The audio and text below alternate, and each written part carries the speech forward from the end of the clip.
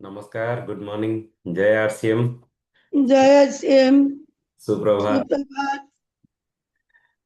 ସମସ୍ତଙ୍କୁ ହାର୍ଦ୍ଦିକ ସ୍ୱାଗତ ଆରସିଏମ ର ଗୁରୁକୁଲ ଶାଖାରେ। ବହୁତ ବହୁତ ଧନ୍ୟବାଦ ଆପଣମାନଙ୍କୁ ସମସ୍ତଙ୍କୁ କି ଆମେ ପ୍ରପର ଟାଇମରେ ଆସିଛେ। ତ ଆଜି ଗୁରୁକୁଲ ବହୁତ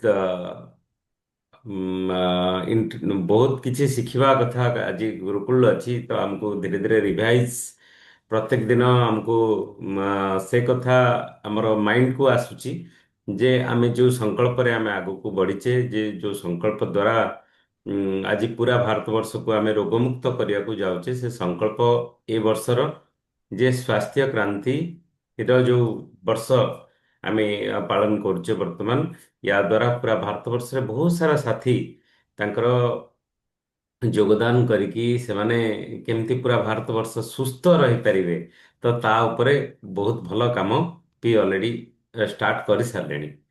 ଆଉ ସେମାନେ ବି ବହୁତ ବଡ଼ ବଡ଼ ଲକ୍ଷ୍ୟ ନେଇକି କିଏ କିଏ ଲକ୍ଷେ ଲକ୍ଷେ ଲୋକଙ୍କୁ ସୁସ୍ଥ କରିବା ପାଇଁ ଯେଉଁ ପ୍ରକାରର ଦାୟିତ୍ୱ ନେଉଛନ୍ତି, ନିଜ ନିଜକୁ ଦାୟିତ୍ୱ ନେଉଛନ୍ତି, ତ ସେମାନେ ବି ବହୁତ ମାନେ ୟା ଦ୍ୱାରା ଆମେ ପୁରା ଭାରତବର୍ଷକୁ ସମ୍ପୂର୍ଣ୍ଣ ରୋଗମୁକ୍ତ ଆମେ କରିଦେଇ ପାରିବା, ଏଥିରେ ସନ୍ଦେହ ହିଁ ନାହିଁ।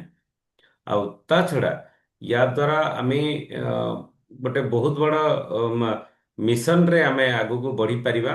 ତ ସେଥିଲାଗି ସ୍ୱାସ୍ଥ୍ୟ କ୍ରାନ୍ତି ଅଭିଯାନରେ ଆମକୁ ଆଗକୁ ବଢ଼ିବା ନିହାତି ଜରୁରୀ। ତ ତାକି ଆମେ ପୁରା ସମ୍ପୂର୍ଣ୍ଣ ଭାରତବର୍ଷକୁ ଆମେ ରୋଗମୁକ୍ତ ଆମେ କରିପାରିବା। ଆଜି ବହୁତ ସାରା ସାଥୀ ସେମାନେ ବି ତାଙ୍କର ନିଜର ଟାର୍ଗେଟ ବି କହିଲେ ଯେ ମୁଁ କିଏ ଜଣେ ଡକ୍ଟର କହିଲେ କି ମୁଁ ଲକ୍ଷେ ଲୋକଙ୍କୁ ଏ ବର୍ଷ ମୁଁ ସୁସ୍ଥ ରଖିବି। କିଏ କିଏ କହୁଛନ୍ତି ଯେ ମୁଁ 100 ଲୋକଙ୍କୁ। ତ ଏଥିରେ ଆମେ ଆମେ ଯଦି ନିଜେ ଇନଭଲ୍ଭ ହବା, ତ ପ୍ରଥମ ହେଉଛି ସେହତ କି ସିତାରେ। ସେହତ କି ସିତାରେ ମିନ୍ସ ନିଜେ କେମିତି ସୁସ୍ଥ ରହିବା। ବହୁତ ସାରା ସାଥୀ ଅଲରେଡି ଆମ ଟିମରେ ସେମାନଙ୍କର ହେଲ୍ଥ ନିଜର ନିଜେ ହେଲ୍ଥ ଚେକଅପ୍ କରିସାରିଲେଣି, ନିଜ ପରିବାରକୁ ଚେକଅପ୍ କରିସାରିଲେଣି। ଯୋଉଠି କାହାର ଥାଇରଏଡ୍ ଅଧିକା ଅଛି, କାହାର କୋଲେଷ୍ଟ୍ରଲ ଅଧିକା ଅଛି, କାହାର ଡାଇବେଟିକ୍ ଅଧିକା ଅଛି, ତା ଉପରେ କାର୍ଯ୍ୟ ବି ଅଲରେଡି ଷ୍ଟାର୍ଟ ବି କରିସାରିଲେଣି। ଆଉ ସବୁଠୁ ବଡ଼ କଥା, ଆମ ପାଖରେ ଆମେ ସିଡ୍ସକୁ ଫଲୋ କରୁଛେ। ଆଉ ସିଡ୍ସ ଦ୍ୱାରା ହିଁ ଆମେ ଲୋକଙ୍କୁ ସୁସ୍ଥ କରିପାରିବା। କେବଳ ଯେ ପ୍ରଡକ୍ଟ ଉପରେ ଯଦି କଥା କହିବା, ତାହେଲେ ଯେତିକି ଆମକୁ ଯେତିକି ଆମର ଇମେଜ ରହିବନି, କିନ୍ତୁ ଯଦି ସିଡ୍ସ ଉପରେ ଆମେ କଥା କହିବା ତ ଆମ ମାର୍କେଟରେ ଆମର ଇମେଜ ବି ବହୁତ ବଢ଼ିଆ ରହିପାରିବ। ତ ସେଥିଲାଗି ଆମେ ସିଡ୍ସ ଉପରେ ଆମେ କଥା ହବା ନିହାତି ଜରୁରୀ। ଆଉ ତା ଛଡ଼ା ଉଁ, ଆଜି ଆମେ ବି ଚାହିଁଲେ ଯେ ଶହେ ଶହେ ଲୋକଙ୍କୁ ବି ଆମେ ସୁସ୍ଥ ବି କରିପାରିବା। ଆମ ପାଖରେ ବହୁତ ସାରା ଜାଗା ଖାଲି ପଡ଼ିଛି। ଯେମିତିକି ଆମେ କୌଣସି କଲେଜକୁ ଗଲେ ବି ସେଠି ବି ଆମେ ପ୍ରୋଗ୍ରାମ କରିପାରିବା। କୌଣସି ଜାଗାରେ ବି ଆମେ କ୍ୟାମ୍ପ ଲଗେଇକି ବି ଆମେ କ୍ୟାମ୍ପ କରିପାରିବା। ଗୋଟେ ଛୋଟ ଟାର୍ଗେଟ ବି ଯଦି ଆମେ ନବା, ତାହେଲେ ୟା ମାଧ୍ୟମରେ ବି ଆମେ ବହୁତ ବଡ଼ ରୂପରେ ଆମେ ପହଞ୍ଚି ଯାଇପାରିବା। ତା ଛଡ଼ା 3 ଦିନ ତଳେ 2 ଦିନ ତଳେ ସଞ୍ଜୀବ ସାର୍ଙ୍କର ଯେଉଁ ମିଟିଂ ଆମେ କାଲି, ତ ତାର ୟୁଟ୍ୟୁବରେ ବି ଆପଣମାନେ ଦେଖିଥିବେ, ୟୁଟ୍ୟୁବ ଗ୍ରୁପରେ ବି ଛଡ଼ା ହେଇଥିଲା। ତାକୁ ଆପଣ ବାରମ୍ବାର ବି ଦେଖିଥିବେ। 16ଟି ସଂକଳ୍ପ ନେଇକି କେମିତି ଆମେ ଆଗକୁ ବଢ଼ିବା ତା ଉପରେ ବି ଆମେ ଦେଖିଥିଲେ। ଆଉ ଗୋଟେ ଗୁଡ୍ ନ୍ୟୁଜ୍ ହେଉଛି ଆପଣମାନଙ୍କ ପାଇଁ, ଆମମାନଙ୍କ ପାଇଁ, ଚାନ୍ଦ ସାର୍ ଗୋଟେ ବହୁତ ଭଲ ଡିସିସନ୍ ନେଲେ କି ସ୍ପେଶାଲ ଆମର ଟିମ୍ ପାଇଁ, ଟିମ୍ ମାର୍କିଚାନ୍ଦ ପାଇଁ, ଯେ ସଞ୍ଜୀବ ସାର୍ଙ୍କର ଗୋଟେ ପ୍ରୋଗ୍ରାମ କୁ ଡିଜାଇନ କରାହଉଛି। ଯୋଉଟା କି ଆସନ୍ତା ମଙ୍ଗଳବାର ଦିନ ସନ୍ଧ୍ୟା 7ଟା ବେଳେ ସେ ପ୍ରୋଗ୍ରାମ ରହିବ। ତ କେବଳ ଆମେ ଏକା ବସିଲେ ଯେ ଆମେ ଏତେ ବଡ଼ ମିଶନରେ ଆମେ ପହଞ୍ଚି ଯାଇ ପାରିବା ନାହିଁ। ଯେ ଆମେ ଟିମ୍ରେ ପ୍ରତ୍ୟେକ ସାଥୀଙ୍କୁ ଟାର୍ଗେଟ ଦେବା, ଯେ କିଏ 2 ଜଣ, କିଏ 3 ଜଣ, କିଏ 5 ଜଣ, କିଏ 10 ଜଣ, ଯାହାର ଯେତିକି ଷ୍ଟ୍ରେଂଥ ଅନୁସାରେ ତ ସେ ମିଟିଂରେ ବସେଇବେ। ତ ଫାଷ୍ଟ ଅଫ୍ ଅଲ୍ ଆମେ ଗୁରୁକୁଳକୁ ଆମେ ପ୍ରମୋଟ କରିବା ନିହାତି ଜରୁରୀ। ମୁଁ ଭାବୁଛି ବୋଧେ ଏତେ ମାତ୍ରାରେ ପ୍ରମୋଟ ବୋଧେ ହେଇପାରୁନି ଯଦି ଯେତିକି ହବା ଦରକାର। କାରଣ ଆମେ ସକାଳୁ ଆସୁଛେ ଗୁରୁକୁଳ, ଆମକୁ ବି ବହୁତ ଭଲ ଲାଗୁଛି। ଥରଟେ ଆମେ ଚିନ୍ତା କରିବା ଯଦି ଆମକୁ ଭଲ ଲାଗୁଛି ଆମେ ନିଜେ ସୁସ୍ଥ ରହୁଛେ ତାହେଲେ ଏ ଦୁନିଆରେ ବହୁତ ସାରା ଲୋକ ଅଛନ୍ତି ତାକୁ କଣ ଆମେ ପ୍ରମୋଟ କରିପାରନ୍ତେନି? ସେମାନଙ୍କୁ କଣ ବଞ୍ଚିବାର ଅଧିକାର ନାହିଁ? ନା ସେମାନେ ଏ ଦୁନିଆରେ ସୁଖରେ ରହିବା ଶାନ୍ତିରେ ରହିବାର ଅଧିକାର ତାଙ୍କର କଣ ନାହିଁ? ଯଦି ଭଗବାନ ପରମାତ୍ମା ଆମକୁ ଦେଇଛନ୍ତି ଇଏ ସୁଯୋଗ ଆମକୁ ଦେଇଛନ୍ତି ତାହେଲେ ଇଏ ଅମୃତ ଜିନିଷଟାକୁ ଆମେ କାହିଁକି ବାଣ୍ଟିବାନି? କାହିଁକି ସମସ୍ତଙ୍କୁ କାହିଁକି ନ ଦେବା? ତ ସେଥିଲାଗି ମୁଁ ଆଉଥରେ ଆପଣଙ୍କୁ ଅନୁରୋଧ କରୁଛି ଗୁରୁକୁଳକୁ ପ୍ରମୋଟ କରନ୍ତୁ। ବହୁତ ସାରା ଲୋକ ବି ଆସନ୍ତୁ। ଆଉ ବିନା ଗୁରୁକୁଳରେ ଆରସିଏମ କରିବା କେବେ ସମ୍ଭବ ନୁହେଁ। ଟିସି ସାର୍ ବି ସେ କଥା ବି କହିଛନ୍ତି। ଆପଣ ବି ନିଜେ କାଲି ଭିଡ଼ିଓ ବି ଶୁଣିଛନ୍ତି। କାରଣ ସକାଳୁ ସକାଳୁ ଉଠିବା, ଫ୍ରେଶ ହେଇକି ବସିବା, ଏଇସବୁ ସମସ୍ତଙ୍କର ଅଭ୍ୟାସରେ ନଥାଏ। ଧୀରେ ଧୀରେ ଇଏ ଅଭ୍ୟାସ କରିବାକୁ ପଡ଼େ। ଆଉ ୟା ଦ୍ୱାରା ଆମେ ଗୋଟେ ସଶକ୍ତ ଭାରତ ଆମେ ତିଆରି କରିଦେଇ ପାରିବା। ତା ଛଡ଼ା ଗୁରୁକୁଳର ଶାଖାର ଆବଶ୍ୟକତା ଏଇଥିପାଇଁ ପଡୁଛି ଯେ ଆମ ଭିତରେ ଗୋଟେ ଟିମ୍ର ସ୍ପିରିଟ୍ ଆସୁଛି, ଯାହା ଆମେ ଅଲ୍ ଓଭର ଇଣ୍ଡିଆର ସାଥୀମାନଙ୍କଠୁ ଶୁଣିଲେ। ଗୁରୁଜୀ ଆମର ଟିସି ସାର୍ଙ୍କଠୁ ଆମେ ଯେଉଁ କଥା ଶୁଣିଲେ ତାକୁ ଆମେ ନିଜେ ପ୍ଲାନିଂ କରୁଛେ, ନିଜେ କେମିତି ଟାର୍ଗେଟ ନେଉଛେ, ତା ଉପରେ କ'ଣ କାମ କରୁଛେ। ତ ଯଦି ଆମେ କହୁଛେ ତ ତା ଉପରେ ଆମେ ବହୁତ ବଡ଼ ଆକାରରେ ଆମେ ଆମେ ବି ନିଜକୁ ନିଜେ ପ୍ରୁଭ୍ କରିଦେଇ ପାରୁଛେ ଆମେ ବି କାହାଠୁ କମ୍ ନୁହେଁ।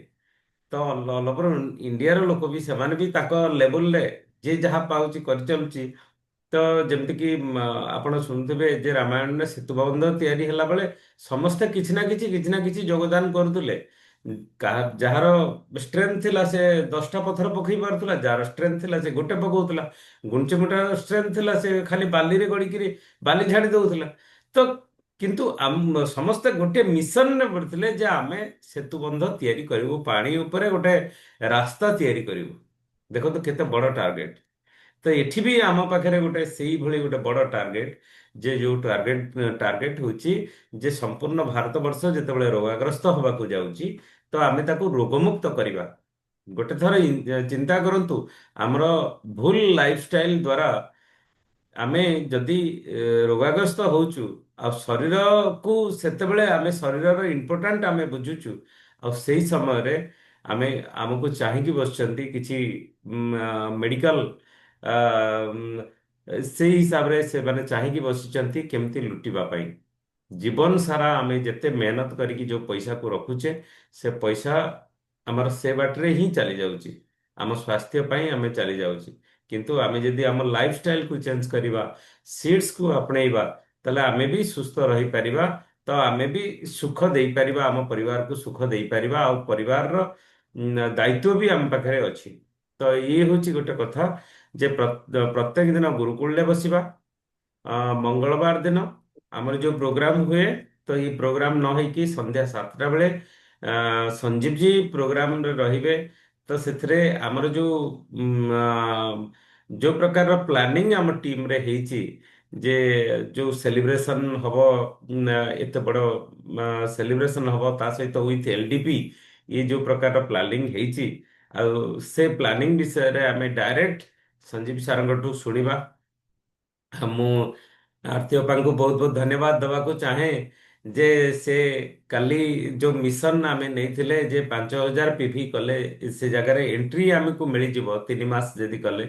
ସେ ଅଲରେଡି ତାଙ୍କର ସାଥୀମାନଙ୍କୁ ଅଲରେଡି କହିକି ଅଲରେଡି 2 ଜଣ ନୂଆ ସାଥୀଙ୍କୁ କାଲି ଡାୟମଣ୍ଡ କ୍ଲବ ବା 5000 ପିଭି କରିସାରିଛନ୍ତି। ତ ବହୁତ ବହୁତ ଧନ୍ୟବାଦ ଅପା। ମୁଁ ଏଇଠି ଆପଣଙ୍କୁ ଆଉ ଗୋଟେ କାଲକୁଲେସନ ବି କହିବାକୁ ଚାହେଁ, ଯଦି ବି କେହି କାଲକୁଲେସନ କରିନାହାନ୍ତି କରିବାକୁ ଚାହେଁ। ଯଦି ଆମେ ଗୋଟିଏ ମିଶନରେ ଆମେ କାମ କରିବା, ଯଦି ଗୋଟିଏ ମିଶନରେ ଆମେ କାମ କରିବା ତାହେଲେ ଆମେ ବି ସେଥିରେ ସଫଳ ବି ହେଇପାରିବ। ଯେମିତିକି ଆମେ ସପୋଜ ଏନିମିଆ ରୁ ମୁକ୍ତି, ଇଏ ମିଶନରେ ବି ଯଦି କାମ କରିବା, ମିଶନ 15 କୋଟି ର ମିଶନରେ ଯଦି କାମ କରିବା ବି ଆମେ ଡାୟମଣ୍ଡ କ୍ଲବ ଖୁସିରେ ବି କରିଦେଇ ପାରିବା। ଦେଖନ୍ତୁ, ଏନିମିଆରୁ ମୁକ୍ତି ସିଡ୍ସର ତ ଫଲୋଅପ୍ କରିବା, ଆଉ ତା ଦେହରେ ଯୋଉ ସପ୍ଲିମେଣ୍ଟ କଥା ଉଠୁଛି ତ ସେ ସପ୍ଲିମେଣ୍ଟରେ ନ୍ୟୁଟ୍ରିଚାର୍ଜ ଓମ୍ୟାନ, ନ୍ୟୁଟ୍ରିଚାର୍ଜ ଭେଜ ଓମେଗା, ନ୍ୟୁଟ୍ରିଚାର୍ଜ ପ୍ରୋଡାଏଟ୍, ଆଉ ଗାମା ଅରାଇଜିନଲ, PVMFOA ଆଣ୍ଟି। ଲଗଉନ ସବୁ। ମୋ ଉପରେ ଅଛି ଗୋଟେ ଦେଇଥିବି ଆଜି ଖାଲି ଫାଟୁଛି କୁହନ୍ତୁ। ଶୀତ ଦିନ ଫାଟିବନି। ମିନତି ମ୍ୟାଡାମ, ଆଜ୍ଞା ଆଜ୍ଞା। ମିନତି ସେ ମ୍ୟାଡାମ, ମୁଁ କଣ କହୁଛି ଟିକେ ଶୁଣନ୍ତୁ। ହଁ ହଁ, ସେ ମତେ ସବୁବେଳେ ଡିଷ୍ଟର୍ବ କରୁଛନ୍ତି ଆଜ୍ଞା ଆଜ୍ଞା, ଖାଲି। ନାଇଁ ନାଇଁ, ଆମେ ଡିଷ୍ଟର୍ବ ହବାନି। ନାଇଁ ନାଇଁ, ଏପଟକୁ ହେଲା ସେ କାମ ସାଡେ କରୁଛି म्यूट ତ। कर दे, म्यूट कर दे।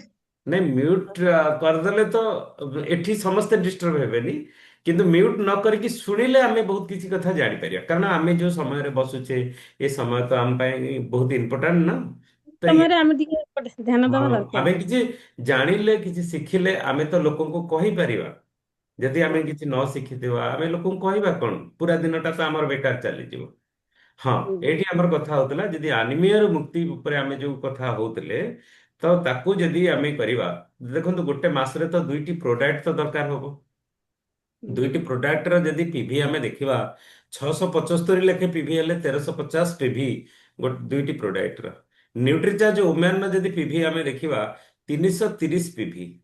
ଯଦି ନ୍ୟୁଟ୍ରିଚାର୍ଜ ଭେଜ ଓମେଗାର ବି ପିଭି ଦେଖିବା, 240 ପିଭି।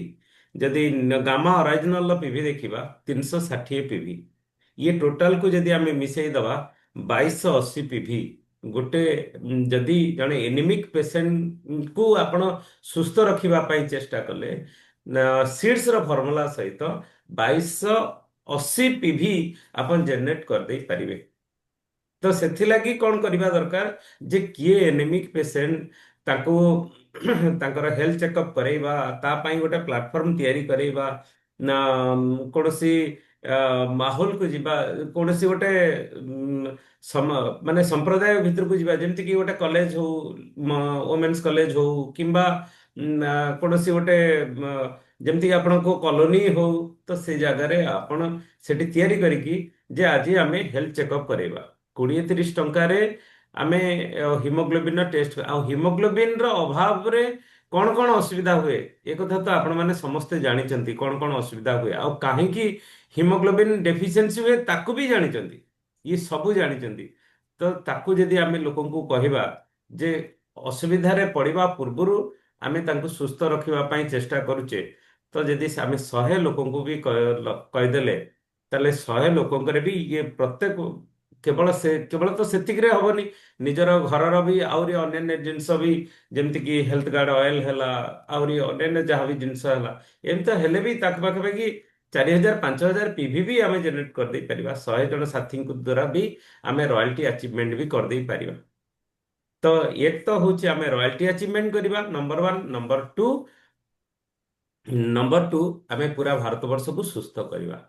ତ ଇଏ ଯୋଉ ଟାର୍ଗେଟ ଆମେ ନବା, ତ ଆଜି ଆମେ ଡିସ୍କସନ କରିବା ଯେ ଆମେ ଏଇ ଯୋଉ ମିଶନ ଆମର ଚାଲିଛି, ସ୍ୱାସ୍ଥ୍ୟ କ୍ରାନ୍ତି ମିଶନ, ସ୍ୱାବଲମ୍ବୀ ଭାରତର ମିଶନ ଯୋଉ ଚାଲିଛି, ତ ଆମେ ଏ, କେତେ ପରିମାଣରେ ଆମେ ଆଗକୁ ଏ ମାସରେ ଆମେ ବଢିବା, ତ ତା ଉପରେ ଆମେ ଡିସ୍କସନ କରିବା। ତ ଆମେ କେତେ, ଆମର ସଂଖ୍ୟା କେତେ ରହିବ ତା ଉପରେ ଡିସ୍କସନ କରିବା। ତ ଅପାତଲ ଭିଡିଓ ମୋଡରେ ବି ଅଛନ୍ତି, ଅନମ୍ୟୁଟ ଅପସନରେ ବି ଅଛନ୍ତି। ତ ଫାଷ୍ଟ ଆପଣଙ୍କୁ ୱେଲକମ୍। जय श्याम। नमस्कार। जिते भी मोर आसियम फैमिली मेंबर समस्त मोर सुप्रभात।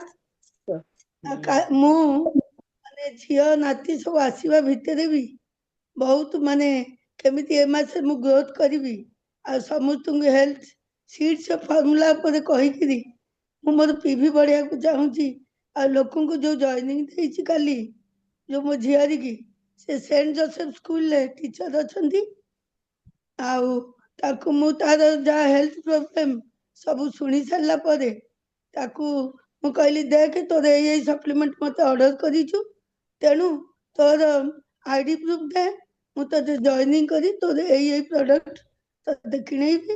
ତୋର କେତେ ପିଭି ହେଲା କାଲକୁଲେଟ କରି ତାକୁ ଯୋଉଦିନ ୱେଲକମ କରିବାକୁ ଯିବି, ସେଦିନ ତାର ଆହୁରି 5000 ପିଭି କରିବା ପାଇଁ, ତାର 10 ତାରିଖ ଭିତରେ ହେଇପାରିବନି, କିନ୍ତୁ ସେ ମାସରେ 5000 ପିଭି ଆ- କରିବ ବୋଲି ଅପା ମତେ ଟିକେ ଖାଲି ରଖିବି। ଆକ୍ଚୁଆଲି ଆମ ପାଇଁ ଚାନ୍ଦ ସାର୍ଙ୍କର ଅନୁଭବ, ଚାନ୍ଦ ସାର୍ଙ୍କର ମାର୍ଗଦର୍ଶନ ବି ନିହାତି ଜରୁରୀ।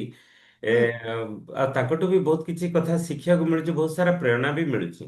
କିନ୍ତୁ ବହୁତ ପ୍ରତ୍ୟେକ କିଛି ଦିନ କଣ ହଉଛି ଯେ ଆମେ ଟୁ ଦି ପଏଣ୍ଟ ଯଦି ଆମେ କଥା କହିବା, ତାହେଲେ ସାର୍ଙ୍କ କଥାକୁ ଫୁଲ ଭାବରେ ଆମେ ଶୁଣିପାରିବା। ତ ଆମେ ନାଇଁ ସେ କଣ ଟାର୍ଗେଟ ଏ ମାସରେ ନେଇଛେ ତ ସେଇ କଥା ଖାଲି କହିବା। ମୁଁ ଟାର୍ଗେଟ ମୋର ଯାହାବି ଗ୍ରୋଥ ଆର ମାସରେ ହେଇଥିଲା ତାଠୁ ଅଧିକା କରିବା ପାଇଁ ଚାହୁଁଛି। ଆଉ 10 ଜଣଙ୍କୁ ମୁଁ ଡାଇମଣ୍ଡ କ୍ଲବ କରିବା ପାଇଁ ଚାହୁଁଛି। କିନ୍ତୁ ଡାଇମଣ୍ଡ କ୍ଲବ 10 ତାରିଖ ପରେ ତ ଆଉ ହେଇପାରିବନି। ନାଇଁ କିନ୍ତୁ ନାଇଁ, 5 ସେମିତି କିଛି ନାହିଁ। ମାନେ ପ୍ରଥମ ମାସର ମାନେ ଯୋଉମାନେ ଆରମ୍ଭ କରୁଛନ୍ତି ତ ତାଙ୍କ ପାଇଁ 10 ତାରିଖ କିଛି ନୁହେଁ, ତାଙ୍କ ପାଇଁ 30 ତାରିଖ ଅଛି। ପ୍ରଥମ ମାସଟା କିଛି ଅସୁବିଧା ନାହିଁ। ତାହେଲେ ଠିକ ଅଛି। ମୁଁ 10 ଜଣଙ୍କୁ ଟାର୍ଗେଟ ରଖିଛି କରିବା ତାହେଲେ ପାଇଁ। 10 ତାରିଖ ଭିତରେ ଆପଣ 10 ଜଣ ଯଦି ଟାର୍ଗେଟ ରଖିଛନ୍ତି, ତାହେଲେ ମାସ ଶେଷ ଭିତରେ ତ 100 ଜଣ ହେଇଯିବେ। ତଥାପି ଦେଖୁଛି ଆଜି ତାହେଲେ ଏ ମାସରେ ଆଜି ରୟାଲଟିର ସେଲିବ୍ରେସନ ଆମେ ତ ପାଳିବା ଆପଣଙ୍କର। ନାଇଁ ମୁଁ ରୟାଲଟି ନବା ପାଇଁ ବହୁତ ମାନେ ଆନ୍ସିୟସ୍। ଆଉ ମୋ ମନରେ ବି ସେଇଟା ଇଏ ଅଛି। ଆଉ ଯଦି କିଛି କରିକି ଆମେ ନ ଦେଖେଇ ପାରିବା ତାହେଲେ ଆମେ ମାନେ ଆସିଆନ ଯୋଉ ମାନେ ଏତେ ବଡ ମାନେ ଇଏ ପ୍ଲାଟଫର୍ମ ତା ଦେହରେ ଆମେ ଯଦି କିଛି ଗୋଟେ ନିଜର ଆଚିଭମେଣ୍ଟ ନ ଦେଖେଇବା ତାହେଲେ କିଛି ନୁହଁ। ତେଣୁ ମୋ କାମ ସାଙ୍ଗରେ ମୁଁ ସବୁ ଚଲେଇଛି। ଠିକ ଅଛି, ଓକେ। Over two Satish. ଆପଣଙ୍କୁ ବହୁତ ବହୁତ ଧନ୍ୟବାଦ ଯେ ଆପଣଙ୍କୁ ଆଡଭାନ୍ସରେ ଆମେ କଂଗ୍ରାଚୁଲେସନ ଜଣାଉଛୁ। ଏ ମାସରେ ଆପଣ ରୟାଲଟି ଆଚିଭମେଣ୍ଟ କରିବେ। ଆ, ବହୁତ ବଢିଆ। ସୁକାନ୍ତ ବାବୁ କୁହନ୍ତୁ। ଆମେ ଟାର୍ଗେଟ ଉପରେ କହିବା ଯେ ଏ ମାସରେ କଣ ଆମେ ଟାର୍ଗେଟ ନେଲେ। ଆମେ ତ ଶୁଣିଲେ, ଗୁରୁକୁଳରେ ସବୁ ଶୁଣିଲେ, ଆଉ ମୁଁ ବି ଟିକେ ରିକଲ ବି କରିଦେଲି। ସବୁ କିଛି ହେଲା। ଆଉ ଯଦି ବି କିଛି ମନେ ନାହିଁ ତାହେଲେ ଆମେ ସେଥିରେ ବି ବସିପାରିବା। କିନ୍ତୁ ଆମେ ଆମର ଏ ମାସର କଣ ଟାର୍ଗେଟ ଆମେ ନଉଛେ, ସଂକଳ୍ପ କଣ ନଉଛେ? ସାର୍ ନମସ୍କାର, ସାର୍ ଜୟ ଆସିମ୍। ସାର୍ ଏ ମାସରେ ସାର୍ ତ କହିଥିଲେ ସାର୍ 20ଟା ନିଶ୍ଚିତ ସାର୍ କରିବି ଆମର ଇଏ ମୋ ତରଫରୁ ଆମର ଡାଇମଣ୍ଡ କ୍ଲବ। ଆଉ ସେପଟ ଲାଗରେ ବି ମୋର 20ଟା ଖଣ୍ଡ କରିବି ତାଙ୍କୁ ମୋ ପ୍ରୋତ୍ସାହନରେ। ଆଉ ଟିମ୍ ରେ ସେଟା ତାଙ୍କୁ 10 20 ମୁଁ ସବୁ ଟାର୍ଗେଟ ଦେଇକି କେମିତି ଏ ମାସରେ କେମିତି ଆମର 100 ଉପରେ ଆମର ଡାଇମଣ୍ଡ କ୍ଲବ କରିବି ସେଥିପାଇଁ ଚିନ୍ତା କରୁଛି। ବାହ, ବହୁତ ବଢିଆ କଥା।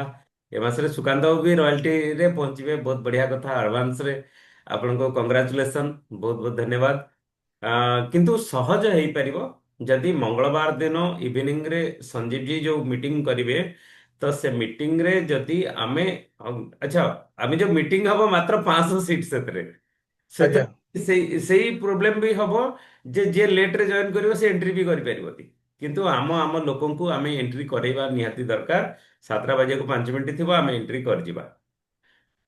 ଓକେ, ବହୁତ ବଢିଆ କଥା। କାରଣ ଡାଇରେକ୍ଟ ସଞ୍ଜୀବ ଜୀଙ୍କଠୁ ଯଦି ଯୋଉ କଥା ଶୁଣିବେ ଲୋକ, ତ ସେଥିରେ ରିଲେଟ ହବ, ବହୁତ ଭଲ ହେଇପାରିବ। ଓକେ, ବହୁତ ବଢିଆ କଥା। ମିତାଞ୍ଜଳି ମ୍ୟାଡ଼ାମ ଅନମ୍ୟୁଟ କରନ୍ତୁ। ସାର୍ ନମସ୍କାର, ଜୟ ଆସେ। ସାର୍ ଏଇ ଯୋଉ ଆଗେ ନିଜେ କଣ କରିବି, ମୋ ଟିମ୍ କୁ ଧରିକି ମୁଁ କାମ କରିବି ବୋଲି ସଂକଳ୍ପ କରିଛି। ଆଉ ନିଜର ମାନେ ଶରୀରକୁ ଠିକ କରିକି ଆଜିର ଯୋଉ ଗାମା ଇଏ ସବୁ ବିଷୟ କହିଲେ ସାର୍, ମୋର ତ ସେଇ ସବୁ ଜିନିଷ ସମସ୍ତଙ୍କୁ ଦଉଛି। ଆଉ ମେନ୍ ମୋର ଟାର୍ଗେଟ ଅଛି ମୋ କଲୋନୀ କି ଆଗେ ମୁଁ ଆଗେ ଇଏ କରିବି ସାର୍।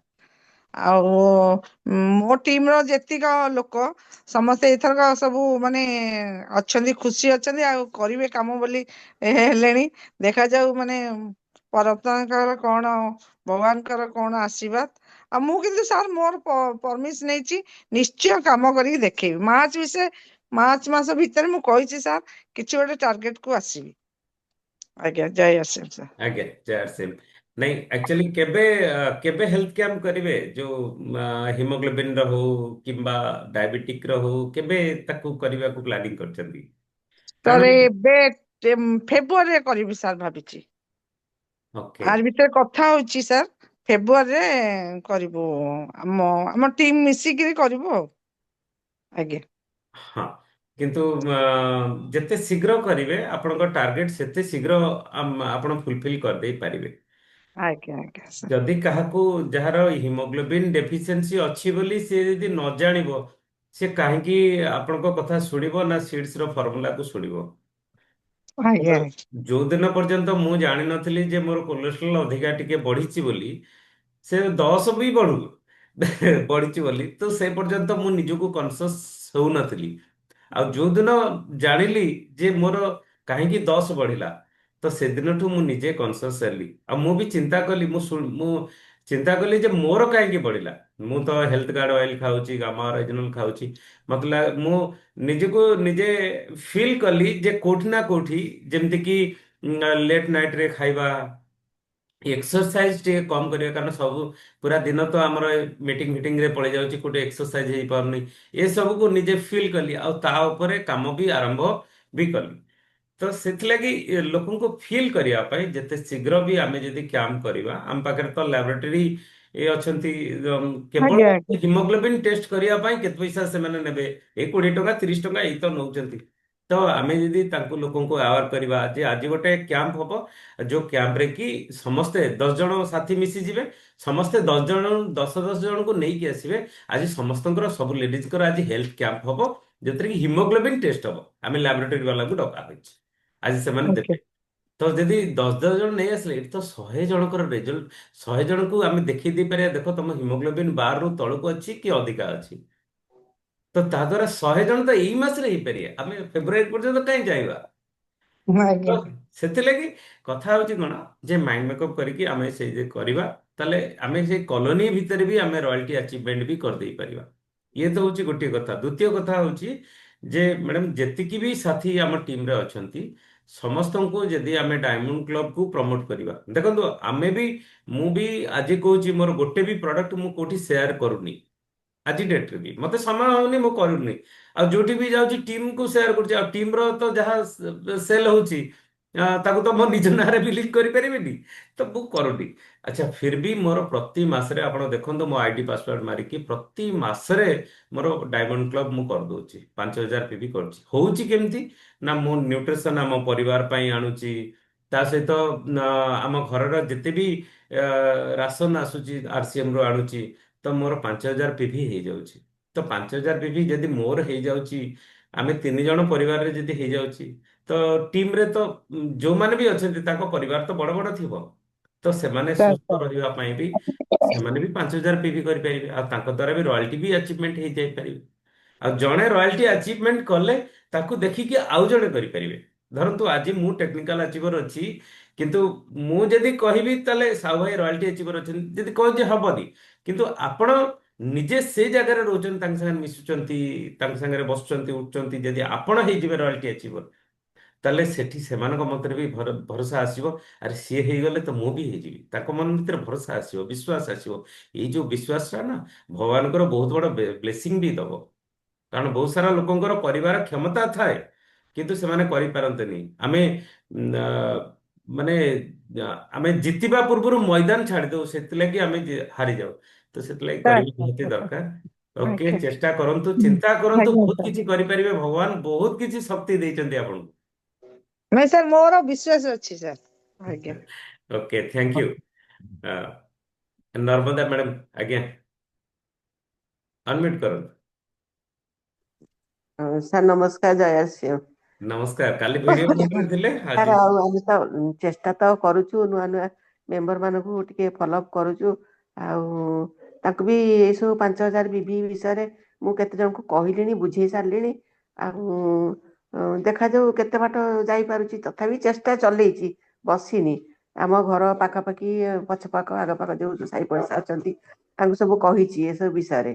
ସେମାନେ 2 3 ଜଣ ମିଟିଂକୁ ବି ତାଙ୍କୁ ଡାକିଛି, ଆମର 18 ତାରିଖ ମିଟିଂ ହବ, ତାଙ୍କୁ ମିଟିଂକୁ ବି କହିଛି। ଆଉ ଅଛନ୍ତି ସେମାନେ ଯିବା ପାଇଁ ତ ଇଣ୍ଟରେଷ୍ଟେଡ ଅଛନ୍ତି। ଦେଖାଯାଉ କେତେ ବାଟ ହଉଛି, ଏଇଆ ତ ଆଉ କଣ। ମ୍ୟାଡାମ ଗୋଟେ ହେଲ୍ଥ କ୍ୟାମ୍ପ ଆପଣଙ୍କ ଘରେ କରନ୍ତୁ, ଯୋଉଥିରେ କି ଆପଣ ଏନିମିଆରୁ ମୁକ୍ତି, ଯୋଉ ମିଶନ 15 କୋଟି ଲୋକ ମହିଳାଙ୍କୁ ଆମେ ଏନିମିଆରୁ ମୁକ୍ତି କରିବାକୁ ଚାହୁଁଛେ, ତାର ଗୋଟେ ଆଜ୍ଞା କରନ୍ତୁ, ଯୋଉଥିରେ କି ଆମେ ଗୋଟେ ଲ୍ୟାବ ବାଲାକୁ ଡାକିବା। ଆଉ ଲୋକଙ୍କୁ କନଭିନ୍ସ କରନ୍ତୁ ଯେ ତମ ହିମୋଗ୍ଲୋବିନ ଏଠି ଚେକ୍ ହବ, ଲ୍ୟାବ ବାଲା ଆସିବେ ଏଇଠି, ଏଇ ଯୋଉ କ୍ୟାମ୍ପରେ ସମସ୍ତଙ୍କର ବ୍ଲଡ ସେ କଲେକ୍ସନ କରିକି ନେବେ, ଆଉ ହିମୋଗ୍ଲୋବିନ ଠିକ ଅଛି କି ନାହିଁ ଆମେ ଜାଣିବା। ଆମେ ତ ଜାଣିଛେ ଯେ ମହିଳା ମାନଙ୍କର ହଁ ହିମୋଗ୍ଲୋବିନ ଡେଫିସିଏନ୍ସି କାହିଁକି ହୁଏ। ଆଜ୍ଞା ଆଉ ପୁରା ଭାରତ ବର୍ଷରେ ତ ବହୁତ ବଡ ମାନେ ସରକାର ବି କହିସାରିଲେଣି 75% ମହିଳାଙ୍କର ବର୍ତ୍ତମାନ ହିମୋଗ୍ଲୋବିନ ଡେଫିସିଏନ୍ସି। ହୁଁ। ତ ଆପଣଙ୍କ ଘର ବି ସୁବିଧା ଅଛି, ଭଗବାନ ବହୁତ କିଛି ଦେଇଛନ୍ତି। ତ ୟା ମାଧ୍ୟମରେ ବହୁତ ସାରା ମହିଳା ମାନଙ୍କର ଯୋଉ ଦୁଃଖକୁ ତ ଆପଣ ଦୂର କରିଦେଇ ପାରିବେ। ତ ଘରେ କଣ ଜାଗା ହବ? ବାହାରେ, ବାହାରେ ଆଜି ବ୍ଲଡ ତ କଲେକ୍ସନ କରିବା କଥା, ବାହାରେ କରିବେ, କିଛି ଅସୁବିଧା ନାହିଁ। ଆଚ୍ଛା। ବାହାର ଘର ସହରରେ ଆମେ ଇଏ ଭିତରକୁ କରିବୁ। ଡାକିବା କଣ ଦରକାର? ବାହାର ତ କରିଦେଇ ପାରିବେ।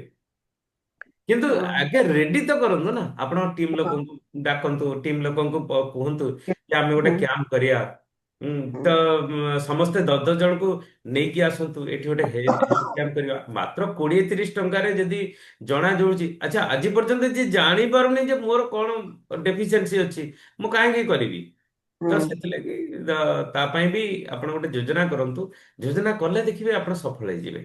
ଆଉ ଆଜ୍ଞା ଆପଣ ସେଠି ବହୁତ ଭଲ ହାଇଲାଇଟ୍ସ ବି ହେଇଯାଇପାରିବେ। ହାଇଲାଇଟ୍ସ ହବା ବଡ କଥା ନୁହେଁ, ବଡ କଥା ହଉଛି ଯେ ଆମେ ଲୋକଙ୍କୁ ତ କିଛି ତ ସାର୍ଥକତା, ଆଜ୍ଞା ମଣିଷ ଜୀବନ ପାଇছে, କିଛି ଗୋଟେ ସାର୍ଥକତା ନିଜକୁ ତ ନିଜେ ଫିଲ୍ କରିଦେଇ ପାରିବା। କିଛିଟା ଉପକାର ତ କରିପାରିବା। ବହୁତ ବଢିଆ କଥା। ଓକେ। ମିନତି ମ୍ୟାଡାମ। ଆଜ୍ଞା, ମିନତି ମ୍ୟାଡାମ କୁହନ୍ତୁ। ଅନମ୍ୟୁଟ କରନ୍ତୁ ମ୍ୟାଡାମ। ଅନମ୍ୟୁଟ କାହିଁକି ହେଇପାରୁନି? ଓକେ। ନମିତା ମ୍ୟାଡାମ। ହଁ ମ୍ୟାଡାମ କୁହନ୍ତୁ। ଶୁଭିଲା। ଜୟ ଆସିବ ଜୟ ଆସିଫ। ନମସ୍କାର। ନମସ୍କାର। ସବୁ ସାର୍ ମାନଙ୍କୁ ନମସ୍କାର। ଆଉ ସମସ୍ତେ ସେଇ ଗୋଟେ କଥା କହିଲେ, ଶୁଣି ଶୁଣିକିରି ଆଉ ସେଇ ପୁଣି ନାଇଁ, ରିପିଟ ଆପଣ କରିବି କଣ ମତେ, କରିବେ? ମୁଁ ତ କହିଛି ଆଉ 2 ମାସ ଭିତରେ ମୁଁ ଯାହା ଗୋଟେ କରିବି। କାଲି ବି ବହୁତ ଜଣ ସାଙ୍ଗରେ କଥାବାର୍ତ୍ତା ହେଲି, ତାଙ୍କୁ ସବୁ କରିଛି। ମୁଁ ଆଗୁଆ କହିବାର କିଛି ମୂଲ୍ୟ ରହିବନି, କରିକି ଦେଖେଇବି। ହେଲା, କରିକି ଦେଖେଇବି। ହଁ, ନାଇଁ ତାପରେ ଠିକ କଥା। ହଁ, ଆପଣ ଯୋଉଟା କହୁଛନ୍ତି ଠିକ କହୁଛନ୍ତି ଯେ କହିବାରେ ମୂଲ୍ୟ ରହିବ, ନାଇଁ ମୂଲ୍ୟ ଅଛି। ଯୋଉଟା କହିବା ନା, ସେଟା ନିହାତି କରିବା ଦରକାର। ପାଇଁ ଆମକୁ ସବୁବେଳେ ପ୍ରେରଣା ଦବ। ଆରେ ମୁଁ କହିଛି ମାନେ କରିକି ଦେଖେଇବି। ଯେମିତି କି ଆପଣ କହିଲେ ନା ସେଦିନ ଯେ ଗଛ କୁ ଆପଣ ଗାର୍ଡେନ ଗୋଲ୍ଡ ଦେଇକି ସୁସ୍ଥ ରଖିବେ, ଆପଣ ତ କଲେ ନା। ତ ଯୋଉଟା ସେଇଟା କହିବେ ନା, ନିଜ ସେଟା ଗୋଟେ ଉପରେ, ମନ ଭିତରେ ସଂକଳ୍ପ ଭାବ ଆସିଯିବ। ସେଇଟା କେତେ ସାର୍ ଲୋକଙ୍କୁ ଦେଖନ୍ତୁ, ସୁସ୍ଥ ରଖିବେ ବସ୍। ସେଇଟା ମୁଁ ନିଜ ଉପରେ ବୋଲି କଲି। ଏଇଟା ବା ନିଜ ଉପରେ ନୁହଁ, ମୁଁ ତାଙ୍କୁ କେତେ କରିବି। ତଥାପି କହିଛି 3-4 ଜଣଙ୍କୁ, ମାନେ କାଲି ଜୋର କରି କହିଛି। କାଲି ଯାଇଥାନ୍ତେ, ମତେ ଟିକେ ଥଣ୍ଡାରେ ପିଲା ପାଟି କଲେ, କାହିଁ ଥଣ୍ଡାରେ ରାତିରେ ବୁଲୁଛ। ତଥାପି ମିତା ଜାଣିଛି, ଆମେ ସେଇଠି ବସି ଆଲୋଚନା କରୁଥିଲୁ। ତାଙ୍କ ଘରେ ବି ବସିକି ବହୁତ ସମୟ 7ଟା-8ଟା ଯାଏ ଆସିଲୁ। ଗୋଟେ ମିଟିଂ ସାରି ଯାଇଥିଲୁ, ବସିଲୁ କେତେ କଥା ହେଲେ। ମୁଁ କହିଲି ମିତା ଚାଲ ଟିକେ, ଲୁଲୁ ବାବୁଙ୍କୁ କହିଛି ମୋ ସାଙ୍ଗରେ ତମେ ଚାଲ, ମୁଁ ଟିକେ କହିପାରୁନି। ତାଙ୍କୁ ବି କଥାବାର୍ତ୍ତା କରି ଲୁଲୁ ବାବୁ ଯଦି ସାହାଯ୍ୟ କରିବେ ଆଉ ଟିକେ ଭଲ ହୁଅନ୍ତା। ତାକୁ ମୁଁ କହିଦେଇକି ଆସିଛି କାଲି। ନାଇଁ ମିନତି, ମିନତି, ଆଜ୍ଞା ଆଜ୍ଞା। ସମୟ ଆସିବ ତୁ ହଁ ଏମିତି କହିବୁ ଯେ ଆମେ ତୋଠୁ ଶୁଣିବୁ, ତତେ କାହିଁ କହି ଆସିବୁନି। ନାଇଁ ନାଇଁ, କରିପାରିବେ। ଦେଖନ୍ତୁ ମ୍ୟାଡାମ, ଗୋଟେ ଛୋଟିଆ କାମ, ଏଇ ଯୋଉ କହୁଥିଲି ବର୍ତ୍ତମାନ, ଯେ ଆମେ ଏନିମିଆରୁ ମୁକ୍ତି ଉପରେ ଯଦି କାମ କରିବା, ଗୋଟେ ହେଲ୍ଥ ଚେକଅପ୍ କ୍ୟାମ୍ପଟେ କରିବା, ଗୋଟେ ଲାବୋରେଟୋରୀ କରିବି। ବାଲାକୁ ଡାକିବା। ହୁଁ, ସିଏ ଆସିକି ସମସ୍ତଙ୍କ ବ୍ଲଡ କଲେକ୍ସନ କରିକି କାହାର ମାନେ ହିମୋଗ୍ଲୋବିନ୍ ଡେଫିସିଏନ୍ସି ଅଛି, ସେ ରିପୋର୍ଟ ଆମକୁ ଦବ। ତ ଠିକ ଅଛି। ଆପଣ କେତେ ଜଣ ଲୋକଙ୍କୁ ଡାକି ପାରିବେ? ଡାକିବୁ ଆମେ ସେ ଫେବୃଆରୀ ମାସରେ ସବୁ କରିବୁ, ଆମ ଟିମରେ ନାଇଁ କଥାବାର୍ତ୍ତା ଦେଖନ୍ତୁ, ହେଇକି। ଇଏ ଗୋଟେ ମାଇଣ୍ଡ ସେଟ୍ ହେଉଛି ଯେ ଫେବୃଆରୀ ଫେବୃଆରୀ ପଳେଇଯିବ, ମାର୍ଚ୍ଚ ବି ପଳେଇଯିବ, ଏପ୍ରିଲ ବି ନାଇଁ, ପଳେଇଯିବ। ଫେବୃଆରୀ ସିଓର ସିଓର ଫେବୃଆରୀ। ନାଇଁ, ଇଏ ଇଏ ଶୁଣୁ, ଇଏ ମାନସିକତାରେ ଏମିତି ହବନି। କହିବାକୁ ଦେ। ମୋ କହିବା କଥା କି ଯଦି ଗୋଟେ କ୍ୟାମ୍ପ ହବ, ଧରି ନିଅନ୍ତୁ ଜଣେ ଆସିଲା ବ୍ଲଡ କଲେକ୍ସନ କରିବା ପାଇଁ, ଆପଣ କେତେ ଜଣଙ୍କୁ ସେଠିକି ନେଇ ଆସିପାରିବେ? ମୁଁ 10 ଜଣଙ୍କୁ କହିବି, 5 ଜଣ ଯାଇପାରନ୍ତି। ନିଜେ 10 ଜଣଙ୍କୁ ନେଇ ଆସିବେ। ଆଚ୍ଛା, ହୁଁ, ଟିମରେ ଯଦି କହିବେ, ଆଚ୍ଛା ଟିମରେ ଯଦି ବହୁତ ସାରା ଲୋକ ଅଛନ୍ତି, ତାଙ୍କୁ କହିବେ କି ଏଠି ହିମୋଗ୍ଲୋବିନ ର ଯୋଉ ଡେଫିସିଏନ୍ସି, ଦେଖନ୍ତୁ ରକ୍ତହୀନତାର ଅଭାବଟା, ଅସୁବିଧାଟା ତ ସମସ୍ତେ ଜାଣିଛନ୍ତି ନା। ହଁ। ତ ନା ବୁଝେଇବାକୁ ପଡିବ, ରକ୍ତହୀନତା ହେଲେ ଏଇଆ ହବାକୁ ପଡିବ, ମେଡିକାଲ ଯିବାକୁ ପଡିବ, ମେଡିକାଲରେ ଯାଇ ବ୍ଲଡ ନେବାକୁ ପଡିବ, ବାରମ୍ବାର ବଞ୍ଚିବ କି ମରିବ ସେ ବି ଜାଣିପାରିବନି, ତା ପରିବାର ବି କେତେ, ତ ଇଏ ସବୁ କଥା ତ ବୁଝେଇବାକୁ ପଡିବନି। ନାଇଁ, ଛୋଟ ପିଲା ବି ଜାଣିଗଲେଣି ଏବେ। ସେ ଜାଣିଗଲେଣି। ଆଚ୍ଛା, ଏଠି ଆମର ଗୋଟେ କ୍ୟାମ୍ପ ହବ, ଯୋଉ କ୍ୟାମ୍ପରେ କି ଜଣେ ଆମେ ଲାବୋରେଟୋରୀ ବାଲାକୁ ଡାକିବୁ, ଆଉ ସିଏ ସିଏ ଆସିବ। ତାଙ୍କର ତା ସହିତ କଥା ହେଇଯିବା ଯେ କେତେ ଟଙ୍କା ସିଏ ନବ, ପର ପର୍ସନ କେତେ ନବ। ଏ 20-30 ଟଙ୍କା କଣ ଏମିତି ନଉଛନ୍ତି। ତ ହିମୋଗ୍ଲୋବିନ୍ ଟେଷ୍ଟ କରିବୁ। ତ ଆପଣଙ୍କ ଟିମରେ, ଆପଣ ଆଜି ଦେଖନ୍ତୁ କୁଆଡେ ଥଣ୍ଡାରେ କୁଆଡେ ଯିବାର ନାହିଁ, ଆମ ପାଖରେ ତ ମୋବାଇଲ ଟିଏ ଅଛି। ମୋବାଇଲରେ ଫୋନ କରିବା, ଏମିତି ଗୋଟେ ଆମେ କ୍ୟାମ୍ପ କରିବାକୁ ଯାଉଛୁ। ତ ତୁମେ କେତେ ଜଣଙ୍କୁ ଡାକିବ? କେତେ ଜଣଙ୍କୁ ସୁସ୍ଥ ରଖିବା ପାଇଁ ହିମୋଗ୍ଲୋବିନ୍ ଡେଫିସିଏନ୍ସି ଡାକିବ? ତ ଆପଣ ଯଦି କିଛି ଟାର୍ଗେଟ ନେଇଗଲେ ଯେ ମୋ ଟିମରେ 10 ଜଣ ଅଛନ୍ତି, 10 ଜଣଙ୍କୁ ମୁଁ 10 ଜଣଙ୍କର ଟାର୍ଗେଟ ଦେଲି, ତାହେଲେ ସେମାନେ ଯୋଉ ଆସିବେ ବ୍ଲଡ ଟେଷ୍ଟ ହେଲା।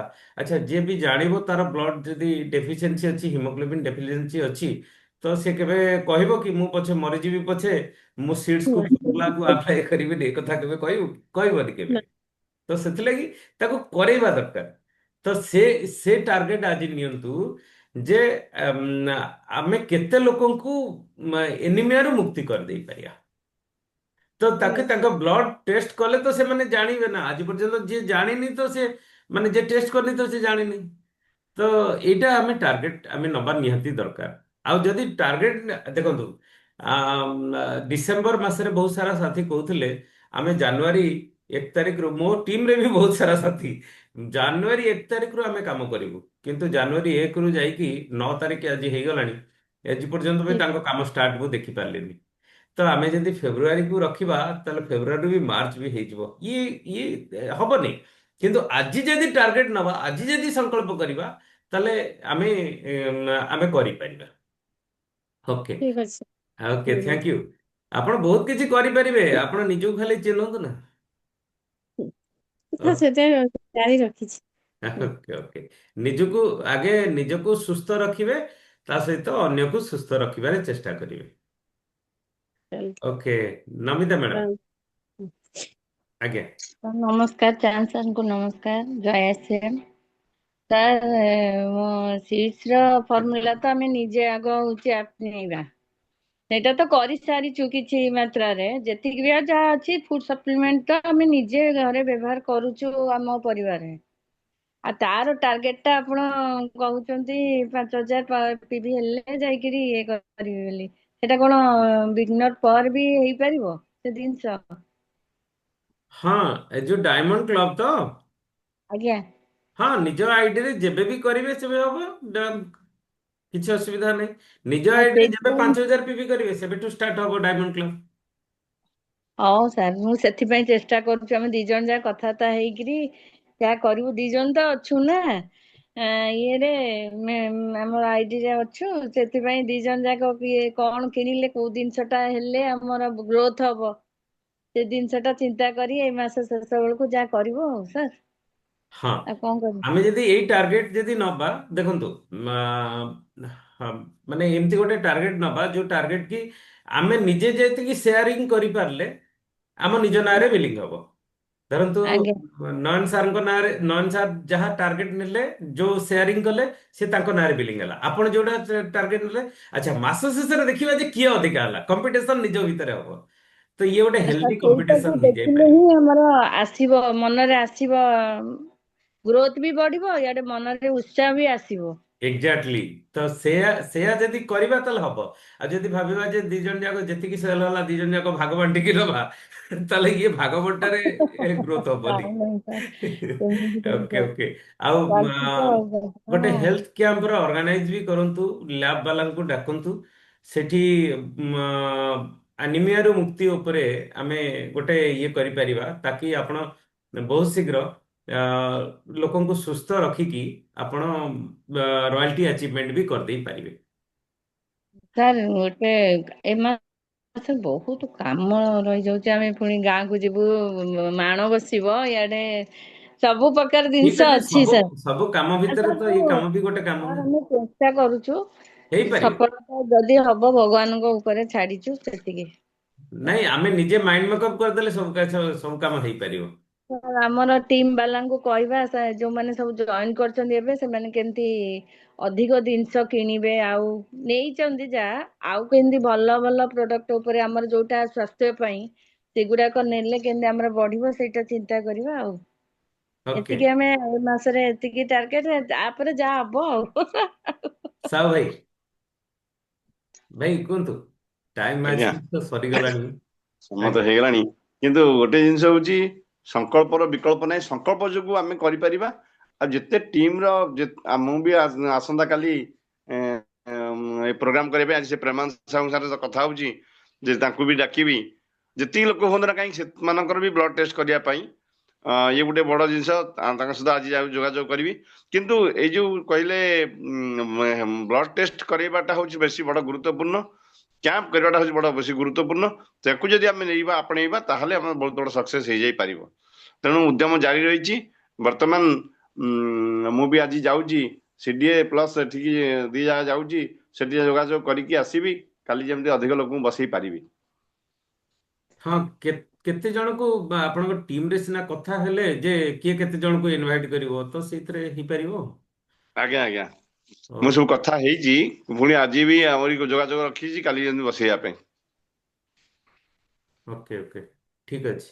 ହଁ, ଆସନ୍ତା କାଲି କଟକ ତ ମୁଁ ଯାଉଛି, କାଲି 42 ମଜାରେ ମିଟିଂ ବି ଅଛି।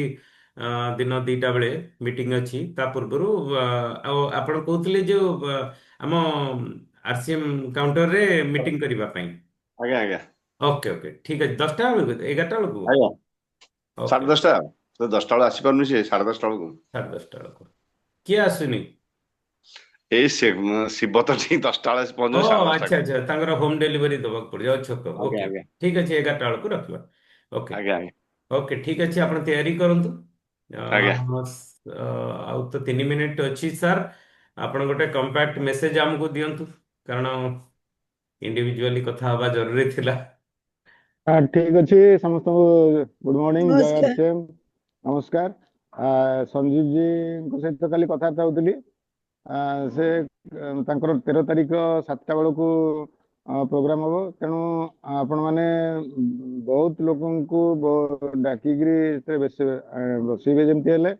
ବହୁତ ଜରୁରୀ କଥା ଅଛି, କିନ୍ତୁ ତାଙ୍କର କହିବା କଥା ଯେ ବର୍ତ୍ତମାନ ଆଜି ହେଲା 8 ତାରିଖ, 9 ତାରିଖ, ତେଣୁ 9, 10, 11, 12 ଏଇ 4 ଦିନରେ ପ୍ରତିଦିନ ପ୍ରାୟ ଯଦି ଜୁମ୍ ମିଟିଂ ରେଗୁଲାର କରାଯାଏ ପ୍ରତ୍ୟେକ ଟିମରେ ସେଇ ଉଦ୍ଦେଶ୍ୟରେ, ତାହେଲେ ଗୋଟେ ମାହୋଲ ତିଆରି ହବ। ତେଣୁ ଯଦି ଆପଣମାନେ ପ୍ରତିଦିନ ସନ୍ଧ୍ୟାବେଳେ କି ରାତିରେ କେତେବେଳେ ଠିକ କରିକିରି ରେଗୁଲାର 9, 10, 11, 12 4 ଦିନ ଯାକ ମାନେ ଜୁମ୍ ମିଟିଂ କରିବା ପାଇଁ ଚେଷ୍ଟା କରିବେ, ଆଉ ତାହେଲେ ଭଲ ହବ। ସତଦେବ କରିହବ ସେମିତିକା 4 ଦିନ ଯାକ ସାର୍, ରାତି ଆମେ ଜୁମ୍ 9ଟାରେ? ମିଟିଂ ବି କରିବୁ, ଫିଜିକାଲି ବି କରିବୁ। ଶନିବାର ରବିବାର ଅଛି ନା, ହଁ, ଫିଜିକାଲି ବି ନାଇଁ କରିବୁ। ଫିଜିକାଲି ବି କରାଯିବ। ଫିଜିକାଲି ତ ବେଶୀ ପ୍ରଭାବ ପଡିବ, କିନ୍ତୁ ଜୁମ୍ ମିଟିଂ କଲେ ଦୂର ଦୂର ଯୋଉମାନେ ସେମାନଙ୍କୁ ଜୁମ୍ ମିଟିଂ ହବ 13 ତାରିଖରେ। ତେଣୁ ଯୋଉ ଯୋଉ ଆପଣଙ୍କର ଦୂର ଦୂରରେ ଅଛନ୍ତି ସେମାନେ ମଧ୍ୟ ମୋଟିଭେସନ ପାଇବେ। ତ ସେଇ ହିସାବରେ ପ୍ରତିଦିନ ଜୁମ୍ ମିଟିଂ କରନ୍ତୁ, ତାହେଲେ ମାହୋଲ ତିଆରି ହବ ଆଉ ସଞ୍ଜୀବ ଜୀଙ୍କ ପ୍ରୋଗ୍ରାମରେ ବେଶୀ ଲୋକ ବସିବେ। ଏଇ ହଉଛି କଥା, ମୁଁ ଏତିକି କହିବା କଥା। ଆପଣ ଯଦି କରିବେ ତାହେଲେ ଗୋଟେ ଆଜିଠୁ ଆରମ୍ଭ କରନ୍ତୁ, ଆଉ ସେଇଭଳିଆ ପ୍ଲାନିଂ କରନ୍ତୁ। 4 ଦିନ ଧରିକି ଜୁମ୍ ମିଟିଂ କରନ୍ତୁ, ଆଉ ଆପଣମାନେ ସମସ୍ତେ ସେ ଜୁମ୍ ମିଟିଂରେ ବେଶୀ ବେଶୀ ଲୋକଙ୍କୁ ବସାନ୍ତୁ, ଯାହାଦ୍ୱାରା କି ସେଇଭଳି ସେମାନଙ୍କୁ ତିଆରି କରାଯିବ 13 ତାରିଖରେ ଲୋକଙ୍କୁ ବସେଇବା ପାଇଁ। ସାର୍, କରିପାରିବେ? ହଁ ସାର୍, କରିବୁ କରିବୁ। ଆଜିଠୁ ମୋ ଟିମ୍ ତାହେଲେ ସହିତ ଆଜି କଥା ଆଜି ହଉଛି। ବର୍ତ୍ତମାନ ଆପଣ ଟାଇମ ଦେଇ ଦଉନାହାନ୍ତି ପ୍ରତିଦିନ କେତେଟା ବେଳେ କରିବେ ବୋଲି। ସାର୍, ମୋ ଟିମ୍ ସହିତ କଥା ହେଇକି କାହାର ଆଉ କେତେବେଳେ ସୁଇଟେବଲ ଟାଇମ୍। ଟିମ୍ ସହିତ କଥାବାର୍ତ୍ତା ହୁଅନ୍ତୁ ନାହିଁ, ନିଜେ ଆପଣ ଲିଡର, ଆପଣ ହିଁ ଡାଇରେକ୍ଟ କରନ୍ତୁ, ସେଥିରେ ସମସ୍ତେ ବସିବେ। ଆଉ 5 ଲୋକଙ୍କୁ ପଚାରିଲେ 5 ପ୍ରକାର କଥା ବାହାରିବ, ଆପଣ କୋଉଟା ଠିକ କରିବେ? ଆପଣ ଯୋଉଟା ଠିକ କରିବେ ସେଇଟା ହବ ନା। ସମସ୍ତେ ମାନିବେ ଆପଣଙ୍କ କଥାକୁ। ଆପଣ ସାର୍ 10 ଜଣ ଟିମ୍ ଲିଡର ହେଲେ ସେମାନେ 10 ଜଣ 10 ପ୍ରକାରର କଥା କହିବେ, ଯାହାର ଯାହା ସୁବିଧା ସେ କହିବେ। ତ ସେଥିରେ କଣ ହବ? ହେଇପାରିବନି। ସଞ୍ଜୀବ ସାର୍ ଏଇ କଥା ସବୁବେଳେ କହନ୍ତି। କହନ୍ତି ଆପଣ ଲିଡର ହିସାବରେ କହିବେ, ଯୋଉ সময়ଟା କହିବେ ସେଇ ସମୟରେ ସମସ୍ତେ ଆଟେଣ୍ଡ କରିବେ। ତ ସଞ୍ଜୀବ ଜୀ କହିଲେ 13 ତାରିଖ 7ଟା ବେଳେ। ଆଉ ଯଦି ସଞ୍ଜୀବ ଜୀ କହିଥାନ୍ତେ ସବୁ ଲିଡର ସାଙ୍ଗେ କଥାବାର୍ତ୍ତା କରିକି ମତେ କୁହ, ତାହେଲେ ତ ସାର୍ କରିବା, ହେଇପାରନ୍ତାନି। ସାର୍ କରିବା, ତ ଟାଇମ୍ ଆପଣ ସରିଗଲାଣି। ଡେଟ୍ ଆଜି ଡେଟ୍ କେତେବେଳେ କରିକିରି ଆପଣ ସେଇ ସମୟରେ 4 ଦିନ ଯାକ କରନ୍ତୁ ହେଲା। ଠିକ ଅଛି ସାର୍, କରିବା କରିବା ଠିକ କରିବା ଅଛି, ସାର୍। ଠିକ ଅଛି, ଥ୍ୟାଙ୍କ ୟୁ, ନିଶ୍ଚୟ ଥ୍ୟାଙ୍କ ହବ। ୟୁ। ଜୟ ଆର୍ସିଏମ୍ ହୁଁ, ସାର୍, ଜୟ ନମସ୍କାର। ଶ୍ରୀ ନମସ୍କାର, ନମସ୍କାର। ଓକେ, ସମୟ ତ ସରିଗଲାଣି, ପୁଣି କାଲି ଆମେ ମିଶିବା। ଜୟ ଆର୍ସିଏମ୍। ଜୟ ଜୟ ଶ୍ରୀ ଶ୍ରୀ